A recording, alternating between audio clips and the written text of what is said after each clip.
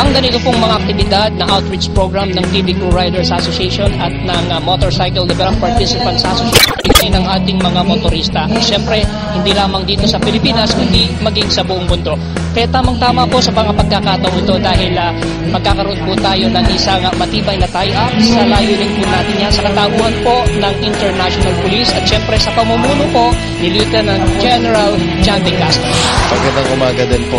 Maraming salamat po ulit sa inyo pong pag-imbita sa amin dito po sa isa na namang napakagandang seminar na ginagawa niyo po ngayong araw na ito dito po sa Inaris Covered Courts. Ngayon po napakaganda po ng inalok po sa ating tanggapan ng TV Crew Riders Association. Ang proyekto ay higit na makakatulong din sa mga tao sa ating mga depressed areas dito po sa buong Pilipinas. At malugod po namin tinatanggap ang alok para po sa isang alyansa kasama ng TV Crew Riders Association at ng MDPPA at ng International Police Commission at sama-sama po tayo magtutulungan para po sa lalong ikauunlad po ng ating bansa, hindi lamang ng mga sumasakay ng motorsiklo, kundi pati na rin yung mga kapuspalad natin mga kababayan dito sa Pilipinas. Maraming salamat po.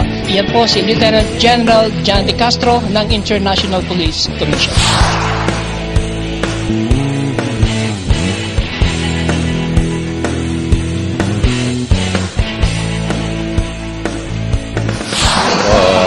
Magandang tanghali po sa inyong lahat.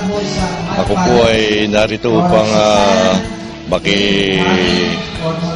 makisama dito sa ginaganap na seminar ng NDPP, PPA at TV Crew Riders.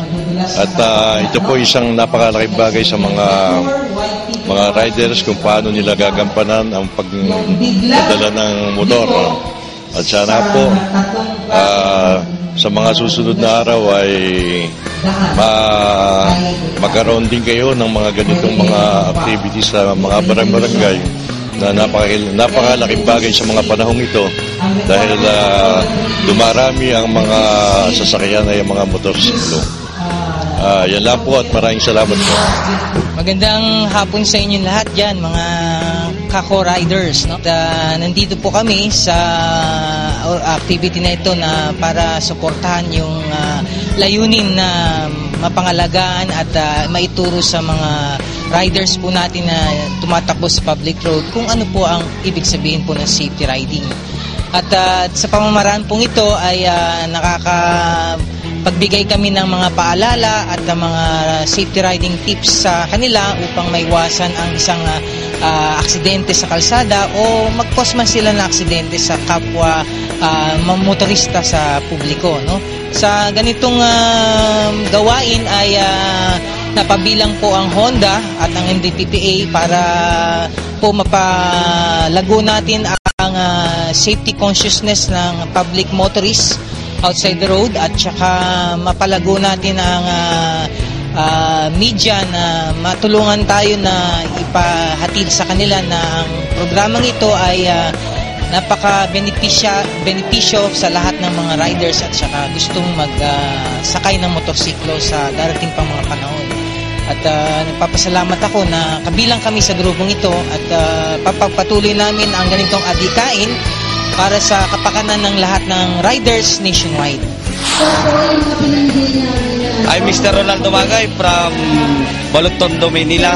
Recently working at Philippine Information Agency and a member of TV Crew Channel 4. Masasabi ko lang sa seminar na intendan ko is maganda para sa ating safety as riders. At sana marami pang mga riders na umaattend sa ganitong seminar para malaman natin yung ating safety sa ating buhay, lalong-lalo na kung tayo mahawak ng mga motors. Yun lang po at maraming salamat sa MPDPA, sa TV Riders Crew sa seminar na ito, sir. Ako po si Erickson Armendi, 4 years na po akong nagdadrive ng motor. Mahalaga po sa akin itong mga seminar na to kasi para makaiwas po ako sa disgrasya at para matutunan ko rin po yung mga hindi ko pa nalalaman sa pagdadrive ng motor. At saka maraming salamat dito sa MDPPA dahil tumutulong sila at sumusuporta sa mga kagaya namin dito na mga nagdadrive ng motor na kailangan talaga namin matutunan. Ako po si Michelle Ana Pipi, taga Taytay Rizal. Sa seminar po na ito, natutunan ko po dito as a back rider, kailangan po talaga iisa ang rider tsaka back rider to avoid accident. And sa rider po, as a woman rider po, napaka-importante pong natutunan ko dito sa orientation na to kasi tapos syempre po yung mga aksidente na pwedeng mangyari, pwede po natin ma-anticipate. Natutunan ko po yung tamang position, tamang pag-gear, ayusot ng mga gear, tapos yung kung ano yung mga do's and don'ts na dapat gawin at hindi dapat gawin ng isang rider. Na-tackle ko dito sa seminar na. Membro ako ng TV Crew Riders Association from Payatas chapter. As a rider, mas laki ang naitutulong sa akin ng mga seminar. Siguro ito yung pangalawang attend ko sa seminar na to. At na-implement ko rin sa sarili ko yung natututunan ko rito. Tsaka bukod doon, nadadagdagan talaga yung kalaman ko. Tsaka nagiging mas upgraded pa pagdating sa kalsada yung mga natututunan ko rito.